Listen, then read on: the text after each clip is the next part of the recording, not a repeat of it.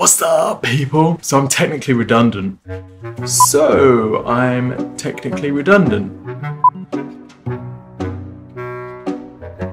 What do I do now?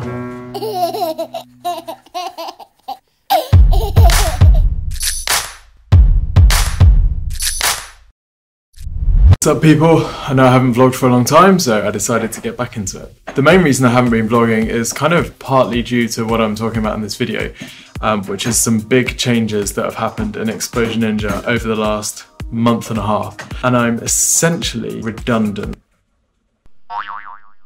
And I kind of feel redundant for the first time in the company, which is a really strange feeling. For most of Exposure Ninja's life, I've always overseen the sales team. I use the term sales team very loosely because we've always grown Exposure Ninja with very few salespeople. In fact, most of the time we've had maybe 1 or 2 salespeople, and we've grown to the company to the size it is with such a small sales team, with me kind of at the head of it, doing some sales myself. As the company has grown, I've become busier and busier, so I haven't been able to do my own sales, but I've still been kind of running the sales team. But it reached a bit of a crunch this year when it became clear that I wasn't doing a good enough job of running the sales team to justify keeping that role. And I kind of been feeling this for a while, and eventually I think all the rest of the managers kind of also got the impression that Tim's really not doing that good a job here. So we decided to put someone in charge of sales team. We've done that and it's been amazing. She's from Exposure Ninja, she's one of our project management team leaders, she's a very good people manager. As the year had been going on, I was getting more and more stressed, conscious that I was doing a really bad job at something that was really important in the company.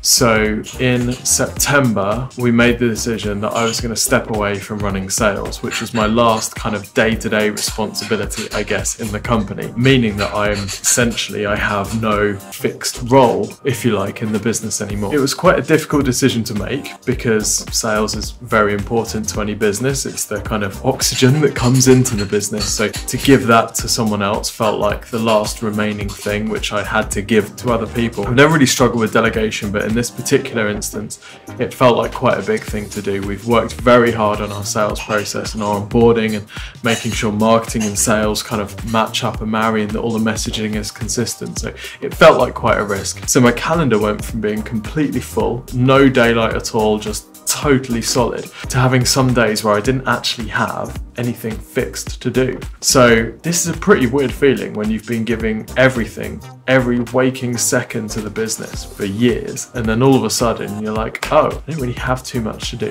What I hadn't realized is how stressed I'd been feeling throughout the whole year. So I had a number of things that were bugging me. My tongue really hurt every time I ate, basically. Literally within 2 days of handing over sales, that went away. I'd been to specialist doctors, I'd seen mouth people had thought I'd got tongue cancer and all this stuff. As soon as I handed sales over, that went away. I immediately started sleeping better, feeling better in myself. It was unbelievable. And I didn't realize how many of the kind of physical challenges I'd built up over the years actually related to the stress I was feeling doing a really bad job of something that was really important. So that was great. But the blank space, this kind of sense of eerie calm of not having stuff slammed in my calendar, was a little bit disconcerting and took some getting used to.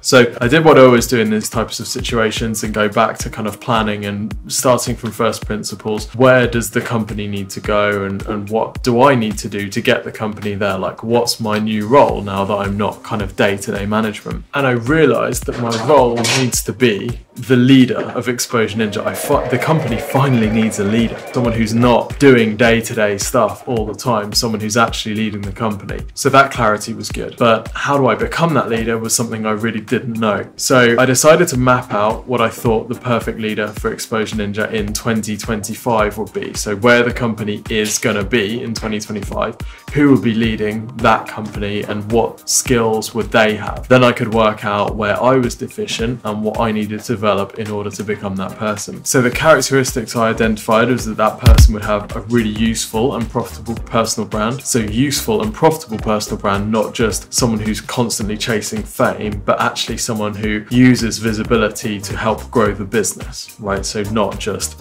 hey, I'm just going to go and do a bunch of stuff and make a bunch of videos about personal development. I'm going to be helping Exposure Ninja to grow. So that was the first thing. I needed to be an exciting visionary. I realized that the vision I have in my head for Exposure Ninja is really clear, but actually for the team, for the ninjas, they're not clear on it at all. Some of them are, but a lot of them aren't. So I needed to spend much more time making sure that vision was transmitted through the company so that everyone was pulling in the same direction. I realized I needed to improve my communication. I can tend to not be that clear with my communication. Part of the reason is because I have this like pleaser mentality. I always want to be liked, and that's really been holding me back. Clarity of communication means that sometimes you've got to tell people when things aren't right. And I think that's an area that I've historically struggled with. So that's something I identified I really needed to work on. I also realized I needed to stay really finely tuned to the customer's needs. One of the things I've noticed about marketing agencies is that as they grow, the service tends to get worse. As the people at the top get more and more detached from the customers and what they actually need to do, particularly in something like digital marketing, where the needs of the customer are changing all the time and they want to get visibility on new platforms.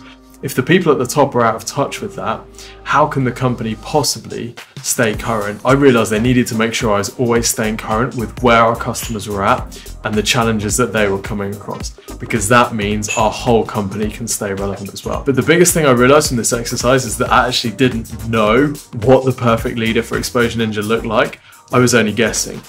And I was really conscious that I don't know what I don't know. So I got a leadership coach, an executive coach, and it's been really interesting so far. He's a guy called Jeff Mars, who's part of Infusionsoft's growth, helping them grow to 100 million. He's been amazing at helping me to identify my kind of core characteristics and be really aware of them. That's been useful because, for example, just taking this kind of pleaser mentality. Pleaser mentality is good in some ways. It means we'll always work really hard to be the best that we possibly can be, because I want to make all the clients and ninjas happy and like me, essentially. But the downside is shying away from difficult conversations, maybe a culture of a lack of accountability. Because working with Jeff, I've realized that my kind of personal flaws end up being company flaws. So all of a sudden my personal development is really important, because the negative parts of my character are actually going to be embedded in the company. So I need to make sure that firstly I know about them,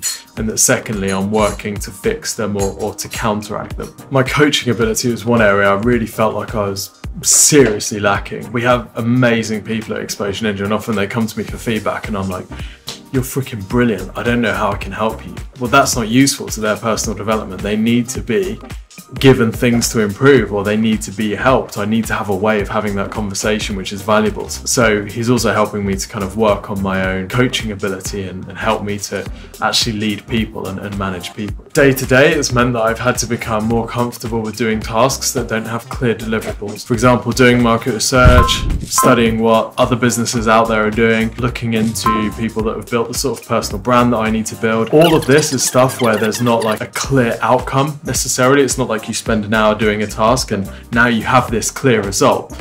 This feels deeply troubling to someone who's used to being hyper productive and making sure that things are executed and things are finished, because a lot of this stuff is like research stuff that I just need to learn. I just need to see what's out there. So there's no clear deliverable, which has been quite challenging to say the least, to kind of get into the habit of doing that stuff and feeling okay with it, even if at the end of the day I don't have 10 tasks that I've checked off. So it's been a really interesting process. I've learned a lot about myself, my strengths and weaknesses, and also I've really enjoyed shaping this perfect leader character and putting it up there and figuring out how I can get to that. It's really energized me. I feel like I've got so much to learn, and I'm really looking forward to becoming that person that the company needs me to be. I've learned also that I am not the best people manager. I should have given over the job of sales manager way long ago. I've been holding the company back by hanging on to that myself, which I'm trying not to beat myself up about. But it's been a really interesting period of my life, and I'm super looking forward to the next chapter. So here's to becoming the best leaders that we can possibly be.